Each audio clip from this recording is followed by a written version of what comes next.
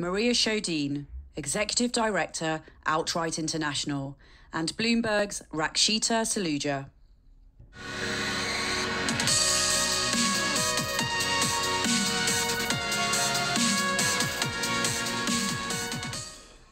Hello, I'm back. Hi, Maria. Welcome. Hi, thank you. Thank you for joining us today. I'll kick it off with the theme that we've been talking about all day. Something that's been dominating headlines here in the UK, globally, really, and that's the cost of living crisis. High inflation, soaring energy costs, high rental prices. Many in the LGBTQ community, Maria, are already at a financial disadvantage, especially trans people. What are you seeing in your work, and what are some of the implications to the trans community in this current economic climate that we're in? I mean, just as you just said, like when you're already living on the margins, anything that hits everyone will disproportionately affect those people on the margin. And of course, I mean, there are many in the LGBTQ communities that are shut out from formal economies, for example. They don't have access to jobs. We saw this very prominently during the pandemic. We launched a research project and a fund that ended up supporting over 170,000 LGBTQ people globally. And many people didn't have the opportunity of working from home. They cannot go back to their original families because they may have been kicked out or not welcome. And so, of course, we expect to see this over this recession and financial hardship. And I think it's important to remember that it's not equal for everyone. If you are already shut out, then you will be disproportionately affected, most likely. And of course, that definitely applies to trans people who face even more barriers when it comes to the job market, for example. So it is definitely a very serious challenge. Right, and I just want to stay in the UK a little while longer. There is a potential for a new government to be formed in the next few days, weeks, months. What would you like to see on the agenda for the government, specifically for trans rights?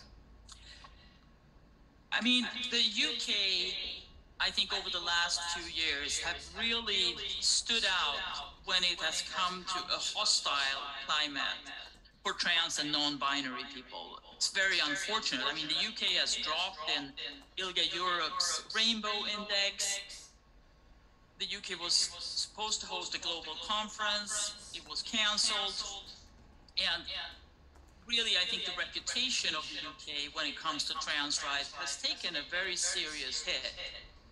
And I would like for the UK government to really step up, to prioritize inclusion, to value trans and non-binary people, and ensure that legally and also in the rhetoric coming out of the government, that they promote inclusion and respect for trans and non-binary people.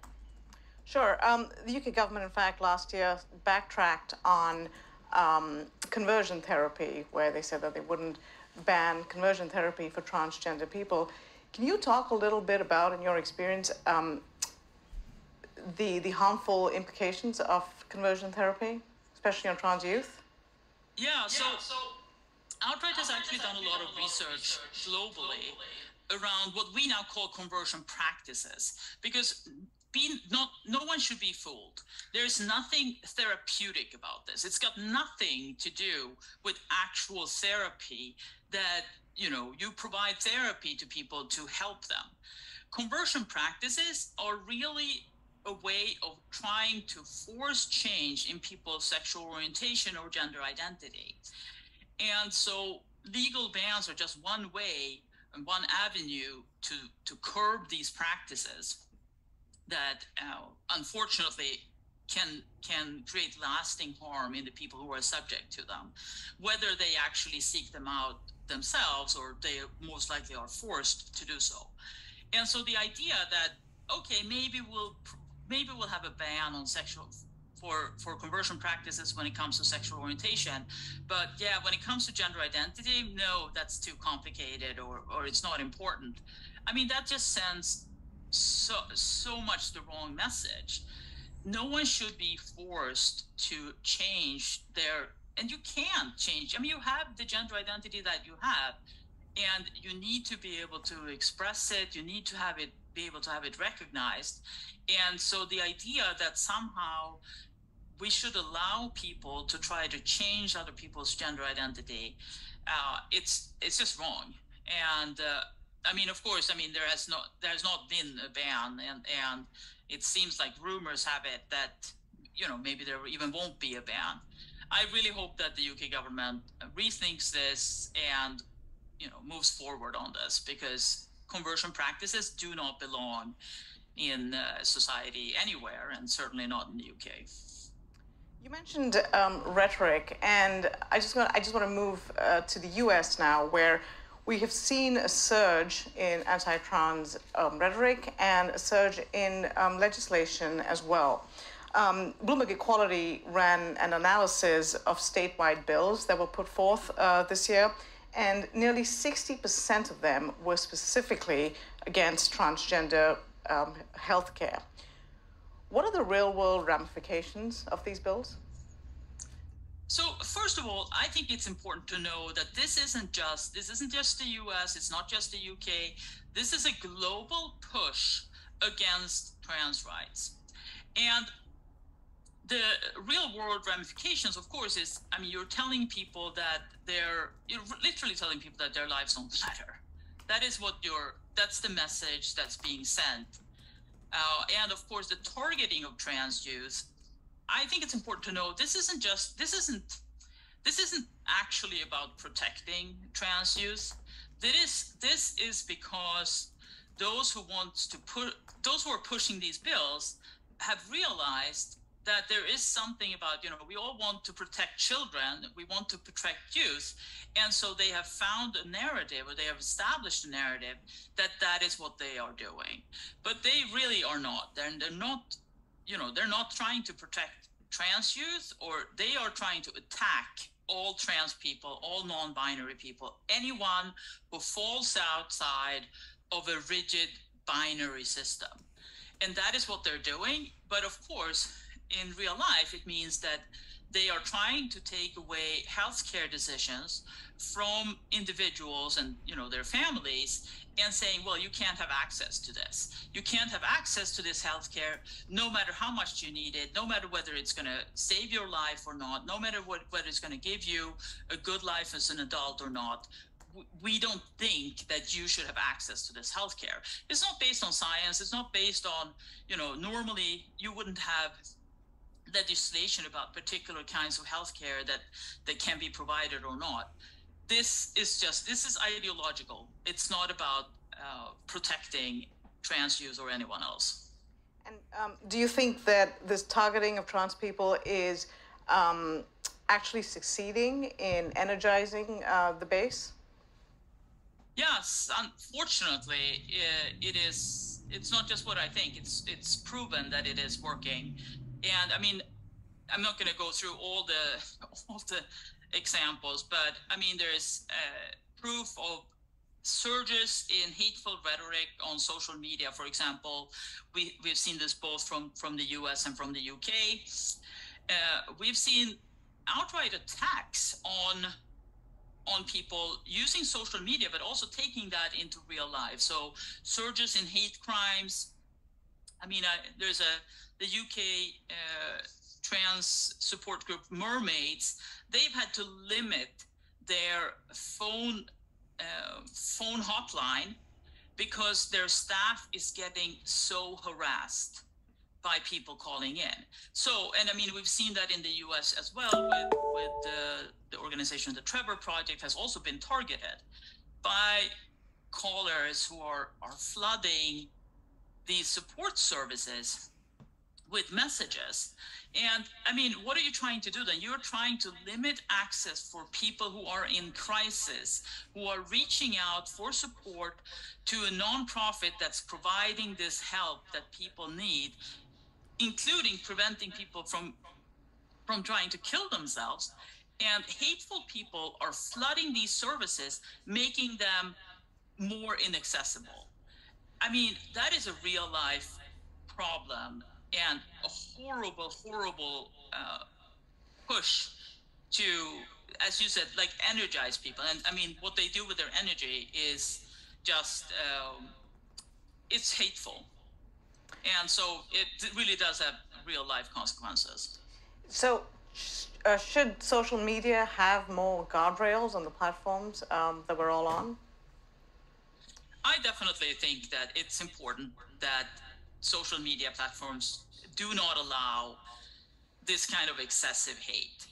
And I mean, we see this is a global problem. And clearly the sort of the AI monitoring of hate is not enough. And I've heard from so many people who have reported really significant levels of hate, and they're not being heard. It's very difficult to get materials taken down or taken off these platforms. And unfortunately, of course, I mean, the side that are spewing this hate, they are using the same platforms to organize and coordinate hate attacks. Yeah. Public opinion, though, I'm going to cite a Pew study that was done recently, I think in May this year, that said 64% of respondents said they favored protecting transgender people from discrimination in jobs, in housing, and in most other settings. However, 50% of those same respondents said that they favor laws that require trans people to play on sports teams that match the gender that's on their birth certificate. What is your organization and organizations like yours doing to shift public opinion? I mean, I think shifting public opinion is critical. And I mean, we've known for a long time that when you know someone who is LGBTIQ, you have more tolerance and acceptance. And so I think that the visibility is a critical piece, because maybe not everyone has a neighbor that they know, or a friend that they know, or a coworker that they know. So having visibility through media, and also, of course, companies, making their colleagues visible, I think those are some of the critical elements when it comes to shifting this narrative. I also think that, I mean, it's important, and I'm not sure if everyone who has responded in this survey sort of understand the consequence. I feel like a lot of the discussions around sport, it really has been like, oh, how do we exclude people? How do we exclude people? Like, it really should be about how can we make sports as inclusive as possible. And I think that it's critical to shift those narratives because I mean, when it comes down to it, don't we all want to live in a society that is inclusive? And how can we make it so? And I mean, I think that it's a responsibility of everyone, including governments, including nonprofits like Outright and many others. And it really is the charge to all of us to promote inclusion. You sort of touched upon the theme of the day, which is building a fair future. What role do you think business and business leaders have in being more inclusive to transgender people or employees? I really think that businesses have a critical role to play. And I think this is something that, I mean, I'm from Sweden originally. I saw sort of Swedish laws change, and didn't initially, personally, I wasn't sure, like, do businesses have a role? Isn't it like legislation that should fix everything? And of course, with more experience and seeing the context in different countries, I've come to realize that actually, no, it is not. You can't wait for legislation to fix everything. And you have too many situations where legislators are not willing to do something that they feel is risky for them. Businesses speaking out and living their values, I think, is critical. It contributes to visibility. It allows people to not be discriminated at least, at work. And I think that businesses can make this visible and also show that, there are some, you'll hear sort of fake arguments that somehow this will hurt businesses, or, it will hurt other people or whatever. Inclusion doesn't hurt anyone. It just makes people feel included, makes them, be part of the workforce, allows them to be themselves at work and contribute. And I really think that businesses can be more vocal around this, and they can create this visibility that is sorely needed. Not saying that, you should never force anyone to be out if they don't want to be out, but you should create a situation where everyone who wants to can be out. And you should make sure that that does not hurt people's careers. You should use that in your publicity. You should be visible, and I think that really is an important piece that businesses can take on. Sure. We're running out of time, but I have time for one last question, which is, you had a global organization. Are you seeing any bright spots or policies right now that give you hope? I mean, I think that there are always some bright spots, and that's the thing. It's like nothing is linear. So progress or pushback is never linear. There are many places where we see pushback, but we also see progress. And I think that a lot of that progress comes from the visibility and organizing of trans and LGBTIQ communities themselves, making ourselves more visible, pushing lawmakers, pushing policymakers, pushing businesses to acknowledge that we exist and we should have the same rights, and we should be included, because otherwise we can't create a fair society. And I think that is always what I go to for hope, is seeing how we self-organize and put ourselves out there and make ourselves more visible, and somehow we do get society to move. Overall, I'm optimistic. That's great to hear. Thank you so much for joining us. It's a pleasure as always. Thank you so much for having me.